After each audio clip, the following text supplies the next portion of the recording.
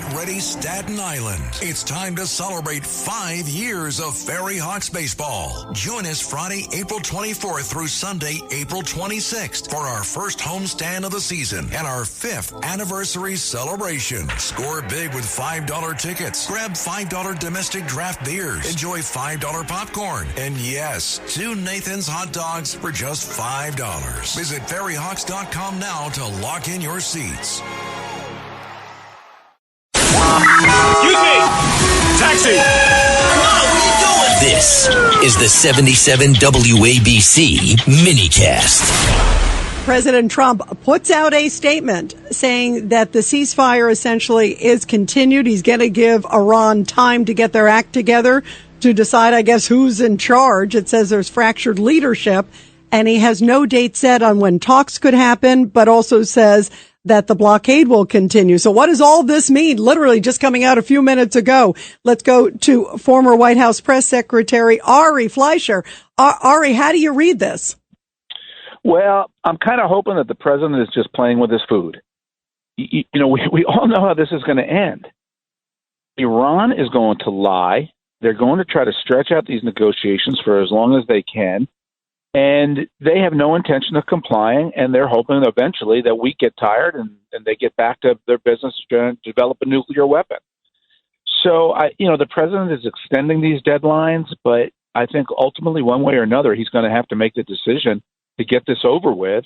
And if the Iranians won't comply, we're going to have to use force again. Are you surprised, Ari? Because originally he said they have to make a deal or else the bombs will start flying. Then the deadline was Pakistani time tomorrow, like wee hours of the morning tomorrow morning, meaning our time tonight. So are you surprised that he decided to delay it? Because then we also heard Iran maybe wasn't coming to the table. Vance never left America, from what we understand. So what does all this mean? And do you think, is there a chance maybe this is a head fake? I threw that out there, that maybe he's saying this and then having them get a little comfortable, seeing that they keep doing delay, and then suddenly he does a major strike. Well, that's kind of what I meant by he's playing with his food. I mean, he knows that he has all the advantage. He's got the leverage. And frankly, when it comes to the situation in the Middle East, I trust Donald Trump. This is the man who delivered both peace and war to bring about peace. The Abraham Accords. He engineered the first peace agreements with Israel and the Arab nations in decades. He's the one who took the risk to go after Iran. And I don't think he would do it and stop halfway. So I do have faith and trust in his judgment. And maybe somebody is in his ear telling him there's a sufficient fracture inside Iran that if we delay, they're going to fracture so badly themselves, they'll start the infighting and we don't have to do as much. I don't know. He's privy to things that I'm not privy to about why. But I do have to just believe in him, have faith and trust in him. But I think we all know how this story has to end. Yeah. And the question is, I guess, how long? I mean, and only he understands the timing.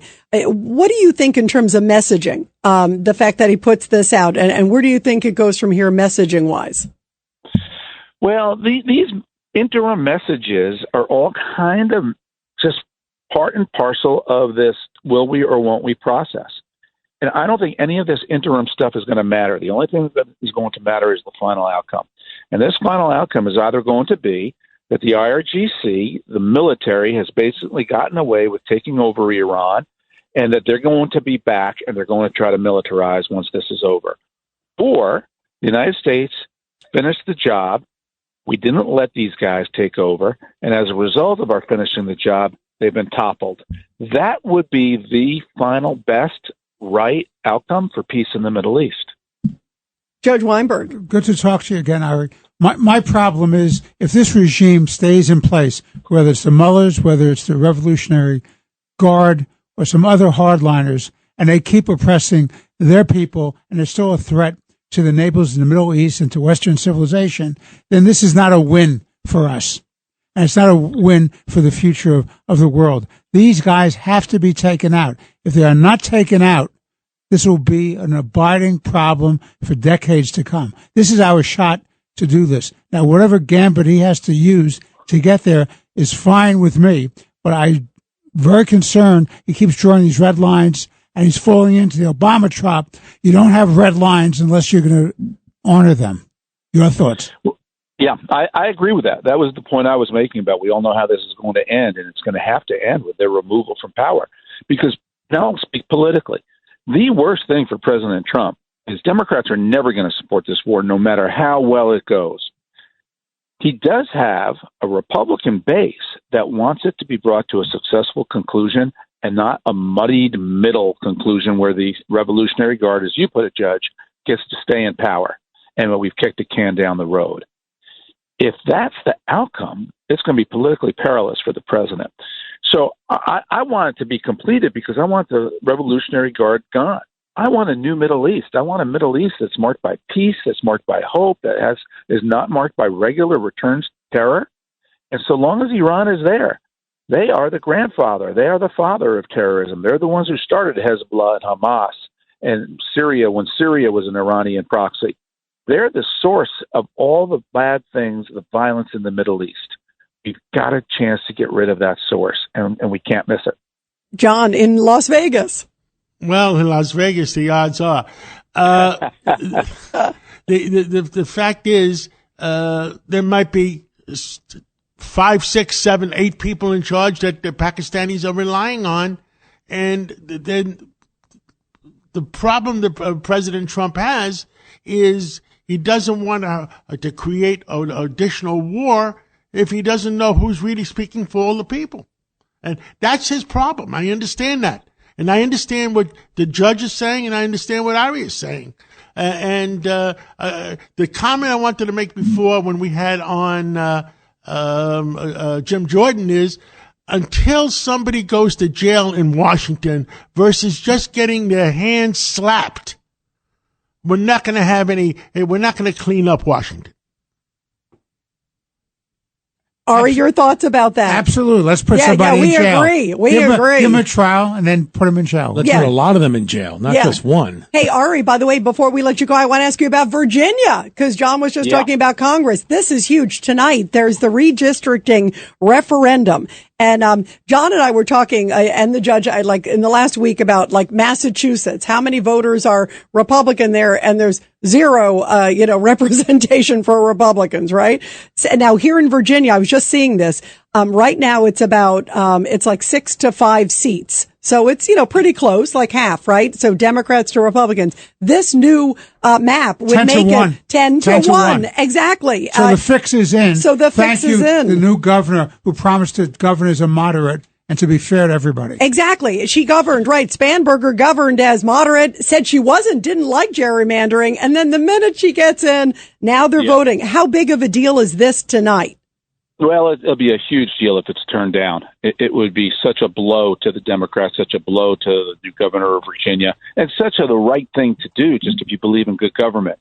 But I want to rewind the tape and go back a little bit farther, because when Texas started this in this midterm cycle, and I hate to say this as a Republican, but this was an effort by Republicans to use redistricting midterm to take more seats in the House of Representatives. And I opposed Texas doing this, because it was so easy and predictable to see. If Texas does it, California will do it. Illinois might do it. New York might try to get back in the game. Virginia's going to do it. Some Republican states tried to do it. You should have redistricting. You should have gerrymanders once every 10 years in accordance with the Constitution, based on new census data that allows you to draw district lines. It should not become power plays for either Republicans or Democrats. So I oppose this Virginia power play. But I also oppose it when Republicans try to do this midterm. Do it in every 10 years. Even politics has to have rules that are fair. Yeah, no, right. I hear what you're saying. It should be fair for all. That is a fair point. How's that for you, Ari? Let's go to Craig Eaton. Ari, I agree with you 100% about you wanting a peaceful Middle East. So do I. So does everyone here in the studio. And so does, I would venture to say, almost every American wants peace in the Middle East, because without that, where are we going? But the sad state of affairs is that I firmly believe, and this is just my opinion, that the members of Congress don't want peace in the Middle East because they can't use it as a sword against President Trump. They like all of this confrontation and problems because they can use it as a weapon and a sword in the midterms and against President Trump. And you know what? I think they need to take off their hats, their Democratic hats, and look at their hats as Americans and see how great it would be if we can once and for all bring peace to the Middle East. You had liberal columnists at the New York Times, Thomas Friedman, say exactly that he thinks that Netanyahu and Donald Trump are so evil that he doesn't want them to be successful in defeating Iran. How is that for thinking? This is the most backward thing I've ever heard of by the time that our troops are on the line fighting for our country. So you're 100% right about that. Our politics are so poisoned in this country. We have people who would prefer Iran to win because it would hurt Donald Trump. You know, John said last week we got to drain the swamp. We really need to drain the swamp in Washington. The problem is the Democratic Party has now become so many of these people. I mean, you look at it. We were just talking about this before. I'm looking at Judge Weinberg when I say this, Ari, but we were just talking before how you got Mondani and his philosophy. You got this El Sayed guy in Michigan who's running for Senate. You've got now Chris Murphy saying, oh, it's awesome that Iranian ships got through. You got Adam Smith saying, I believe Iran more than Trump. I mean, how is that not aiding and comforting the enemy? How is that not anti-American, Ari? You know, there used to be a liberal wing of the Democratic Party, and now it's been replaced with a socialist wing and now a Hezbollah wing of the Democratic Party. Literally, pro-Hezbollah candidate won that trustee race at the University of Michigan against a Jewish incumbent trustee. And I spent all that money on the tuition in Michigan, too. Doing the same thing. I mean, it's heartbreaking what they're doing to a great university. It's one of the top universities in the country. Yeah. And it's what I think Rich Lowry, National Review, has now called it. It used to be the San Francisco Democrats under Pelosi. Now it's the Dearborn Democrats. And that's a bad turn for America. The counterpoint to all of this is going to be the Democrats are making this progressive, socialist, pro-Hezbollah, pro-Hamas base, the base of their party. The Jewish vote is increasingly shifting to the Republicans. And in New York City particularly, you're going to see the impact from that. And it's not just in the Orthodox areas of Brooklyn or Queens. It's spreading throughout the Jewish community. And it's going to present a profound change, especially in swing states, in Pennsylvania, in Ohio, in Michigan. These are going to be the places, Nevada, Arizona, where the Jewish vote only has to change a little bit, where the Democrats lose just enough of it. That's going to tip those battleground states strongly into the Republican category. Wow. Well, they should be speaking out because I think some of the rhetoric has just been so reprehensible on the Democratic side against Israel. And anybody who supports Israel, it really has. It's been shocking. Ari, thank you so much. We love having you on. Thank you, Ari Fleischer. Always thank you. Great to be with you guys. Thank you. Thank you.